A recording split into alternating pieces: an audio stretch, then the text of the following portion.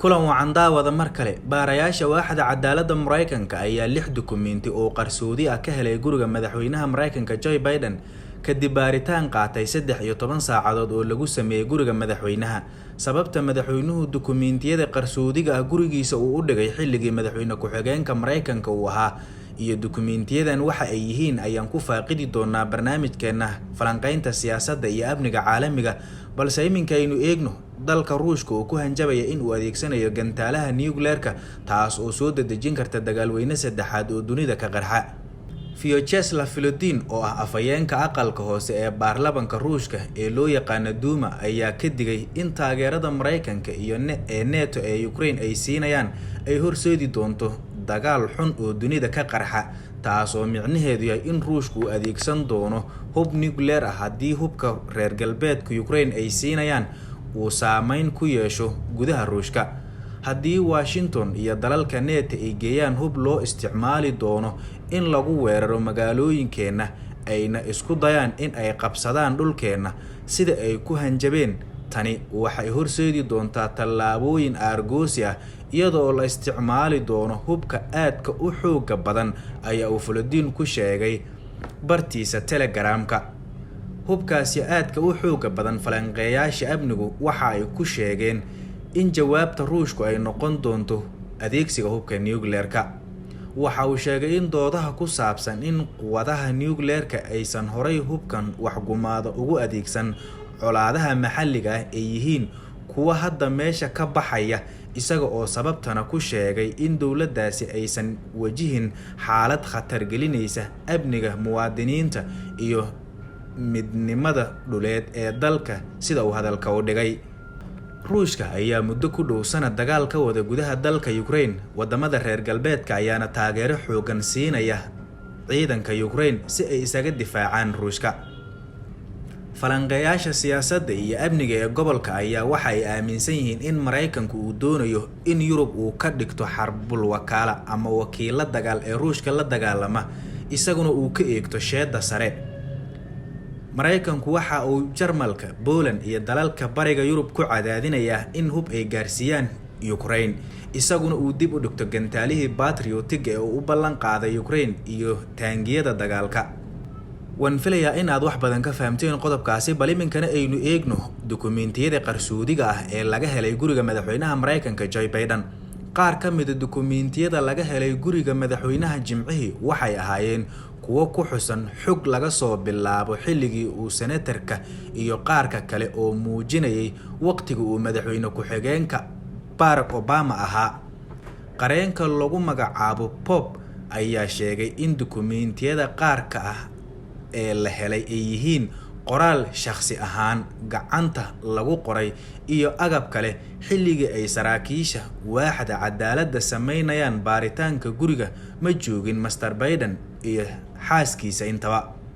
Madaxweynaha ayaa u oggolaaday saraakiisha in ay galaan gurigiisa si ay baaritaan ugu sameeyaan dhammaan dhismaha oo dhan si loo helo damaanad suurtagal ah xilliga uu madaxweyne ku-xigeenka ahaa iyo agabka sirta ah, ayaa uu yiri qareenka madaxweynaha oo soo saaray bayaan ku saabsan baaritaanka la sameeyay. Horaantii bishan, qareenka Mr. Biden ayaa sheegay in dukumeentiyadii ugu horreeyay ee sir ah ee laga helay 2 November xarunta Bena ee Biden oo ah xarun qaabilsan cilmi baarista oo madaxweynuhu ka aas-aasay Washington.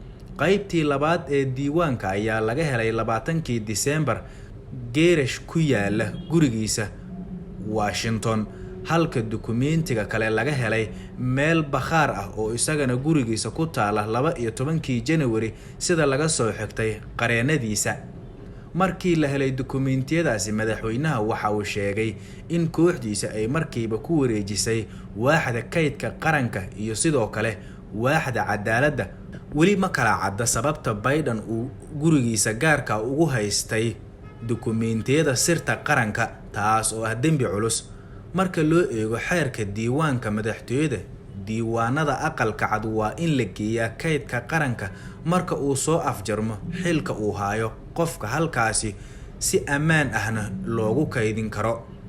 Qareenka gaarka ah ee madaxweynaha Robert ayaa xilligaasi loo magacaabay in uu hogaamiyo baaritaanka ku saabsan sida waraaqaha xasaasiga ah loo maareeyay. baaritaanka dheer iyo helitaanka dukumeenti badan ayaana madax xanuun siyaasadeed ku ah madaxweynaha, isaga oo isu diyaarinaya in uu ku dhawaaqo in uu mar labaad isu soo sharixi doono doorashada sanadka 2024 ee Mareykanka.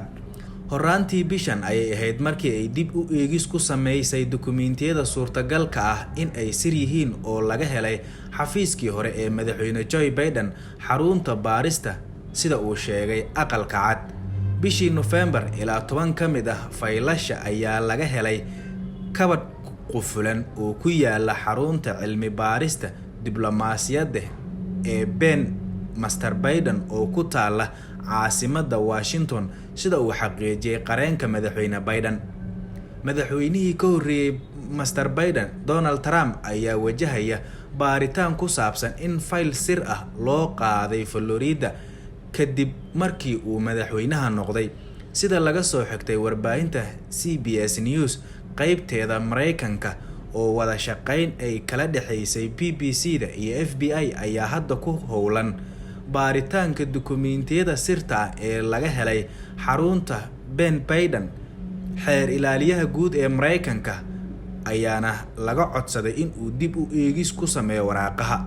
ilo xog ogaal ah ayaana xilligaasi u sheegay warbaahinta CBS News in dukumeentigan waraaqaha aysan ku jirin siraha nuclearka, waxa ayna warqadaani ku xirnaayeen sanduuq ay ku jiraan waraaqo kale oo aan xasaasi ahayn.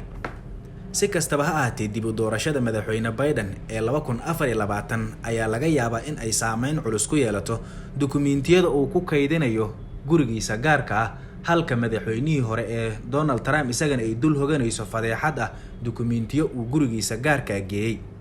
Mareykanka ayay dambi ka tahay in guriga gaarka la geeyo dukumeentiyada qaranka. waan filayaa inaad wax badan ka fahamteen. intaas ayaan kusoo koobaya barnaamijkeennii falanqaynta siyaasadda iyo amniga caalamiga. fadlan la soco wixii kusoo kordha barnaamijyadeena dambe. mahadsanid.